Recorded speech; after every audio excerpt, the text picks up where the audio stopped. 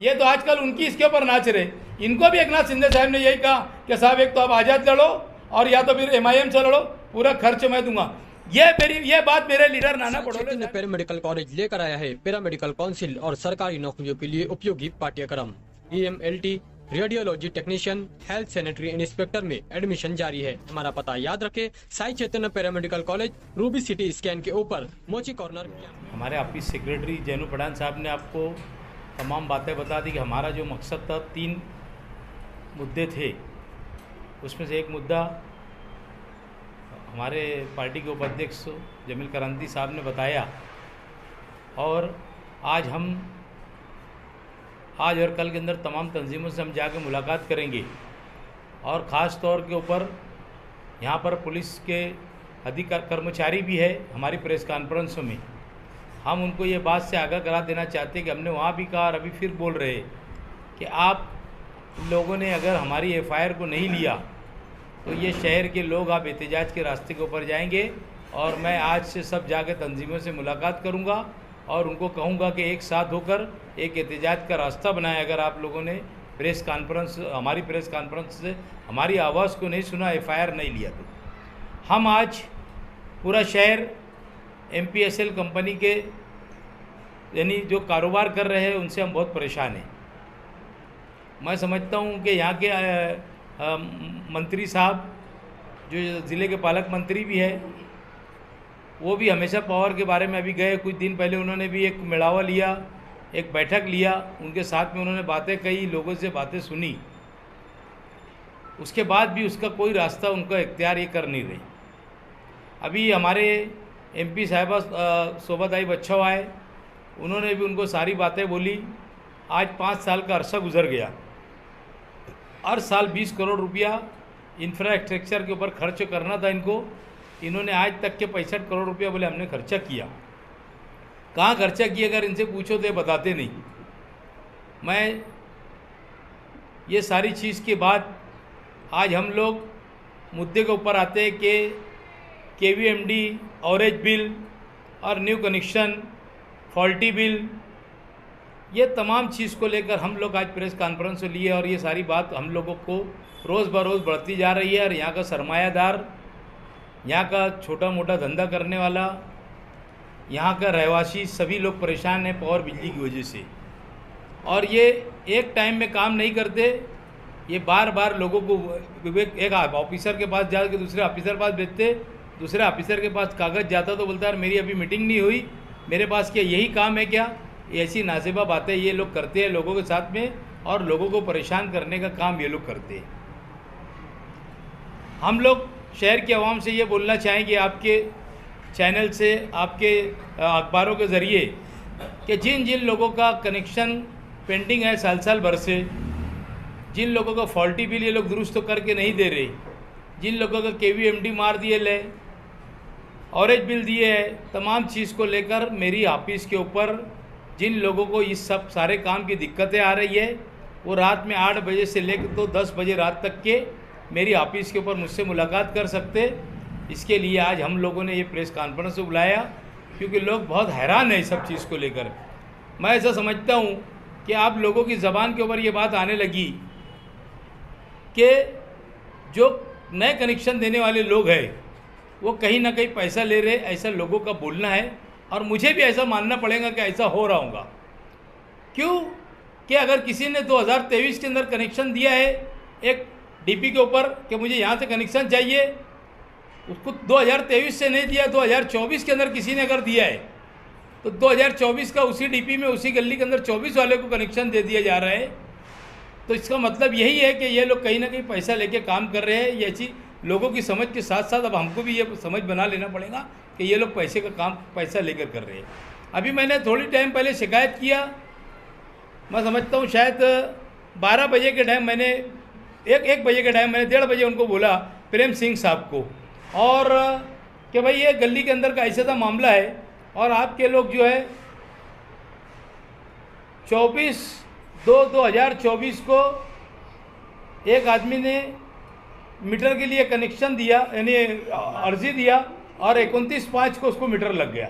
जबकि 23 का जो है उस एरिया के अंदर 2023 के अंदर जिसने एप्लीकेशन दिया था 11/12/2023 को, उसको वही गली के अंदर, वही डीपी के अंदर आज तक के कनेक्शन नहीं मिला। ऐसे लोग जिनको कनेक्शन नहीं मिल रहे, ऐसे लोगों ने हमसे रब्ता कायम करना चाहिए। फॉल्टी बिल है, केवीएमडी को मार दे रहे, परेशान कर रहे, ये कम नहीं करते। ऐसी सारी चीज़ को लेकर आवाम बार बार परेशान है। रात में 8 बजे से 10 बजे तक के मेरी ऑफिस के ऊपर लोगों ने आना चाहिए। मैं लोगों का काम खुद मैं जाकर काम करके देने के लिए तैयार रहूँगा। हमारा तीसरा मुद्दा ऐसा है कि राशन दुकान को लेकर बार बार मालेगांव शहर की आवाम बहुत परेशान है और राशन वाले कोई तरीके से अपना कारोबार को सुधारने के लिए तैयार नहीं है। एक शख्स मेरे पास परसों के दिन रात में आया, उसका राशन दुकान जो है नए आज़ाद नगर के अंदर कोई लेडी चलाती है, उसके पास उसका कार्ड था, पीला राशन कार्ड था। वो कार्ड मुझे बताया कि भैया ऐसी सी बात है, मुझको 3 किलो गेहूं और 2 किलो चावल दिया जाता। और वो औरत मुझे दम देती है कि अगर तू कहीं जाएगा ना तो ये भी बंद हो जाएगा। बोले तू किसके पास भी जाए, ये 3 किलो। वो डर के नहीं आता था, आखिर उसकी हिम्मत खुली, वो मेरे पास आया। मैंने कल एफडीओ से जाके एफडीओ कापड़े से जाके मुलाकात किया और मुलाकात करने के बाद उसको सारी दास्तान बताया गया, ऐसी सी बात है। उसने ऑनलाइन निकाला, ऑनलाइन के अंदर 25 किलो अनाज उसका निकला। और मैंने उसको बोला कि मुझको इसके ऊपर कार्रवाई करने का है। मैं बाहर निकला तो यशोद नाम का वहाँ का कर्मचारी मुझको देखा, आवाज़ दिया, बोले क्या साहब किधर आए थी। मैंने उसको राशन कार्ड बताया तो इत्तेफाक से वो लेडी राशन दुकान वाली वहीं पर मौजूद थी। उसने उसको बुलाया कि देखो ये तुम्हारे राशन का। तो बोले क्या हुआ। मैं बोला तुम 3 किलो गेहूँ और 2 किलो उसको चावल दे रहे और आज नहीं कहीं महीने से तुम अब यही कर रहे। कहीं बोलते कि तुम्हारा अभी ऑनलाइन नाम नहीं चढ़ा, कहीं बोलते तुम्हारा ये है। ये एक राशन दुकान की शिकायत नहीं है, ये मालेगांव के 80% राशन दुकान वाले ये चोर लोग यही कर रहे। पहली बात तो मैं बोलता था कि 10 किलो का 9 किलो 9.5 किलो देते, वो एक मार पड़ती, और जो उसके अंदर यूनिट के अंदर जो चोरी करके दे रहे वो दूसरी मार है गरीबों के लिए। तो फिर वो उन्होंने देखे और उन्होंने ये कहा कि जान दो तुम मेरी राशन दुकान के ऊपर आ जाओ, तुम्हारा कितना माल है ले लो। मैंने बोला नहीं, मुझको इसके ऊपर कार्रवाई करवाना है। आप वो मुझको वो लेडी आवाज़ देती रही, बोले भैया सुनो तो सही। मैंने नहीं माना, मैंने जाकर उसको जाकर इसका एप्लीकेशन दाखिल किया और एप्लीकेशन दाखिल कराने के बाद एफडीओ के बाद एप्लीकेशन दिया। आज हम इसके लिए जमा है कि हम लोग पूरे मालेगांव शहर की आवाम को ये बताना चाहते कि आप लोगों को कोई भी राशन दुकान वाला यूनिट परमाने अगर नहीं देता होगा तो हम लोग हमारे 4 लोगों का राशन दुकान आज अखबार के अंदर अभी नाम देंगे आपको, उनके नाम के साथ में नाम नंबर के साथ में नाम छापो, और जिन लोगों को ज़रूरत पड़ी तो मेरे भी नाम के साथ में बोलो, हमारे बंदे उस राशन दुकान के ऊपर जाएंगे और उनको अनाज दिलाने की पूरी कोशिश करेंगे। क्योंकि यहाँ पर निज़ाम पूरा 5 साल इतना ख़राब रहा कि हमारे एमएलए साहब दक्षता कमेटी के अध्यक्ष होते हैं एमएलए, उन्होंने कोई भी गरीबों की सुना नहीं, कोई बात को उनकी नज़र नहीं देखा कि कोई हमारे शहर के गरीबों का क्या हाल है। अब आखिरी 4 महीना 3 महीना रह गए इलेक्शन के लिए, सबको गरीबों की आमदनी आना शुरू हो गई। किसी को कारखाने की आना शुरू हो गई, किसी को साइजिंग की आना शुरू हो गई, तो किसी को मस्जिद मदरसों की आना शुरू हो गई, तो किसी को बिजली की आना शुरू हो गई। तो ये सारी चीज़ें आप ये चलने वाली नहीं है। जिन्होंने बिजली कंपनी लाया, आज वो बिजली की बात अजीत दादा पवार के पास जाके कर रहे। जिन्होंने साइजिंगें बंद करवाई वो जाके साइजिंगों की बात अजीत दादा पवार के सामने जाके कर रहे। ये झूठी हमदर्दी 43-35 की अब नहीं चलने वाली। आवाम यार यहाँ का बुनकर सब समझ चुका है। मैं आवाम से यही गुजारिश करूंगा कि जिन्होंने 5 साल आप लोगों को तकलीफ दिया, कुछ लोग ऐसा समझ रहे कि मालेगांव शहर की आवाम बिकाऊ है, हम पैसा दे देंगे और इलेक्शन फिर जीत जाएंगे, या फिर इलेक्शन हम खड़े हैं तो पैसा देकर खरीद लेंगे। ये शहर की आवाम इनको सबक सिखाएंगी। इनका 5 साल जिसका बेमिसाल था उनका भी खराब हो गया, और जिनकी मिसाल थी उन्होंने भी शहर के अंदर कुछ नहीं किया। तो ऐसे लोगों को शहर से हद पार करने की ज़रूरत है। ख़ास तौर पर राशन का मसला, पावर का मसला, पानी का मसला। तो आप लोगों को मालूम होगा कि 3 दिन से पानी आगे से मिल रहा था, अभी 2 दिन नल ये होगा। अगर हमारे डैम से लोगों को पानी नहीं दिया जाता, या हमारा एक डैम और बन जाता था, खेती महामंडल की जगह के ऊपर अगर हमारा एक डैम 5 साल के अंदर और एक बन जाता था तो आज हम रोज़ पानी ले सकते थे। आज 3 दिन पानी आ रहा। आगे हमारा अगर नई डैम एक बनता है और खेती महामंडल की जगह लेकर, तो हमको यही पानी की किल्लत 8 दिन 7 दिन 6 दिन, मैं ये समझता हूँ कि हम लोगों को इस तरफ जाना पड़ेगा आने वाले 10 साल में, 20 साल में, 30 साल के अंदर। तो ये पानी कोई ना कोई अपने डैम से लेते जा रहा है, सियासी दबाव बना के ले रहा है, और यहाँ पर सियासी लोग अपनी कुर्सी का सौदा करके ये पानी देते जा रहे हैं।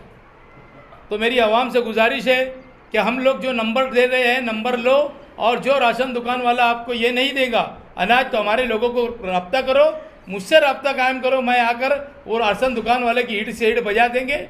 हमारे आज की प्रेस कॉन्फ्रेंस इसीलिए ली गई थी।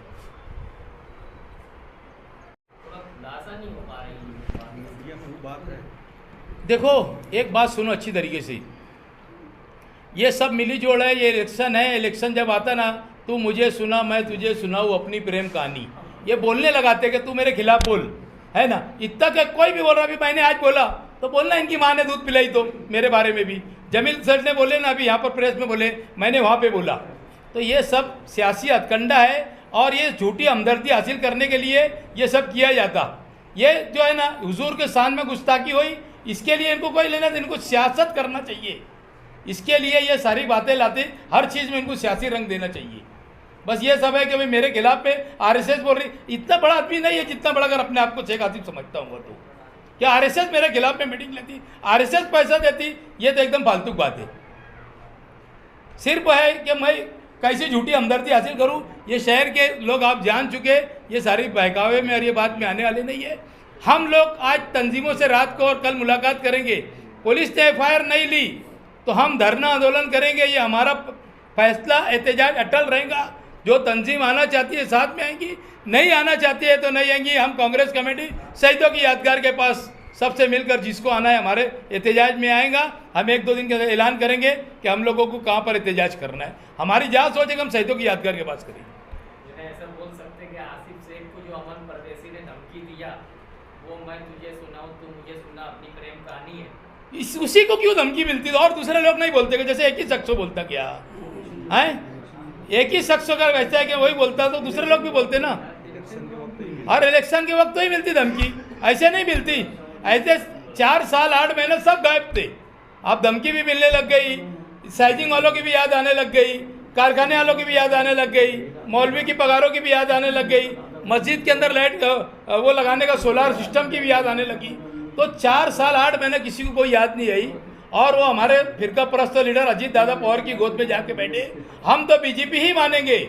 ये कितने भी लेकर आओ, अजीत दादा को लेकर आओ, क्या एकनाथ शिंदे को लेकर आओ, देवेंद्र फडणवीस को लेकर आओ, इनका आज़ाद के पीछे जो पर्दा है वो बीजेपी का पर्दा है। हम ये शहर ये मानेगा, दूसरी बात कोई शहर मानेगा होने का नहीं। एक अजीत दादा के तलवे चाट रहे, एक एकनाथ शिंदे जी के तलवे चाट रहे। इन्होंने क्यों नहीं बयान, इनका बयान अभी तक के आ जाना चाहिए था ना। ये तो आजकल उनकी इसके ऊपर नाच रहे। इनको भी एकनाथ शिंदे साहब ने यही कहा कि साहब एक तो आप आज़ाद लड़ो और या तो फिर MIM से लड़ो, पूरा खर्च मैं दूंगा। ये बात मेरे लीडर नाना पटोले साहब ने मुझे खुद अगले हफ्ते जुमेरात के दिन मुंबई के अंदर ये बात बताई। तो ये कहाँ उसके ऊपर इल्ज़ाम करेगा तू, अजीत दादा ने तुझे जो बोला। ये दोनों कठपुतली बनी हुई है आज की फिरका परस्त युति सरकार की, दोनों कठपुतली बन के नाच रहे हैं, एक दूसरे के ऊपर इल्ज़ाम तराशी करते हैं। दोनों बीजेपी के लोग हैं। और इसमें जो है ना, तुम जो पूछे ना, असल में मैं बोलना चाहता था कि किसी के एहतजाजी बयान पर किसी ने मुतनाज़ा बयान दिया, तो थोड़ा सा उसको आप सीधा करो। हमारे 4 लोगों का नंबर देंगे, तुम उसके अंदर नोट करो 4 लोगों का नंबर, वो 4 लोगों के ऊपर करना चाहिए। मेरा भी नंबर दो, जहाँ ज़रूरत पड़ी तो मैं भी जाऊँगा, मेरे कार्यकर्ता जाएंगे जहाँ आवाम को ज़रूरत पड़ेगी। मैं पीछे भी बोलता था कि 9-10 किलो का 9.5 किलो 9 किलो अनाज देते ये लोग। पहली बात तो चोरी करते, उसमें जिसका किसका यूनिट पूरा देते तो उसमें चोरी करके देते। और उसके बाद जो है अभी 10 यूनिट 5 यूनिट का ये 2-2 3-3 यूनिट कम देते, बोलते तुम्हारा ऑनलाइन नहीं है। मैंने मिसाल दिया आपको कि भाई मैंने FDO ऑफिस से जाकर जुमा के दिन FDO काफले से मुलाकात किया और उसको मैंने अर्जी देने लगाया। और ये एक नहीं, मालेगांव शहर के अनेक राशन दुकान के वालों की समस्या है। और किसी को अगर बुरा लगेगा, कोई राशन दुकान वाला बोलेगा मैं नहीं करता। और इसमें एक राशन दुकान वाले की बहुत और कंप्लेंट है, वो फरीद करके कोई मदनी नगर के अंदर है, उसके नाम भी लिखो, उसके बारे में हर दिन 2-4 लोग आते रहते। उसके भी राशन दुकान के ऊपर कोई दिन जाकर एहतजाज करेंगे हम ज़रूर। और वहाँ पर ही FDO को, प्रांत को, तहसीलदार को, किसको बुलाना पड़ेगा हम वहाँ पर बुलाएंगे। उसके लिए शहर में काम करेंगी पूरी टीम सिर्फ शहर के अंदर राशन दुकानों के ऊपर काम करेगी। मालेगांव शहर कांग्रेस पार्टी हिंदुस्तान की बड़ी पार्टी है, गली की नहीं है, तो पूरे शहर के अंदर काम करेगी ना।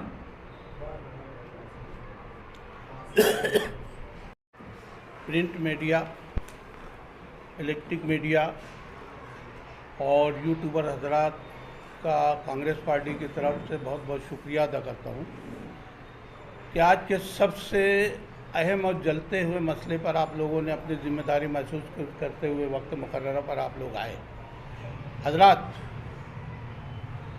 एक दिन पेशतर सिन्नर के एक धार्मिक जलसे में गगनगिरी महाराज ने जो नाज़ेबा कलमात नबी करीम सल्लल्लाहु अलैहि वसल्लम की शान में कहे, वो शख्स जो सारी दुनिया के लिए सबसे मुअज़्ज़म और मोहतरम रहा हो, जिसके बारे में अंग्रेज़ी के मशहूर मुसन्निफ माइकल हार्ट ने 100 ऑफ द वर्ल्ड नामी किताब, जिसका उर्दू में तर्जुमा हुआ है कि दुनिया के 100 अजीम लोग, उसमें उसने सबसे मुअज़्ज़म और सबसे अहम शख्सियत अगर नंबर 1 पर किसी को गर्दाना तो नबी करीम सल्लल्लाहु अलैहि वसल्लम को। उसने खुद लिखा अपने दिबाचे में कि दुनिया हैरान होगी कि मैं क्रिश्चियन होते हुए भी मैंने यसु मसीह को 1 नंबर के खाने में क्यों नहीं रखा,